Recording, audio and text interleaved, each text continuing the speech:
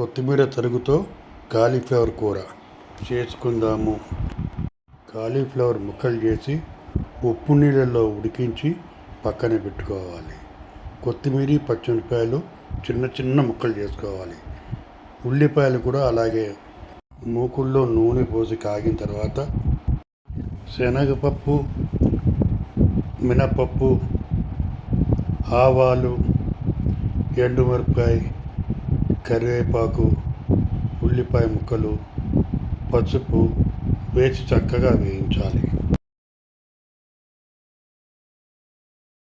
Mash చేసి పెట్టుకున్న కొత్తిమీర, పచ్చిమిరపకాయలు వేయాలి. అన్నీ చక్కగా కలిపి ఉడికించిన కాలీఫ్లవర్ వేయాలి. కాలీఫ్లవర్ బాగా కలపాలి. బాగా కలిపి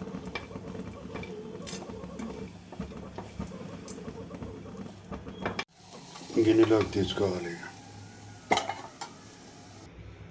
దైవ నివేదన చేసి వడ్డించాలి. Thank you for watching.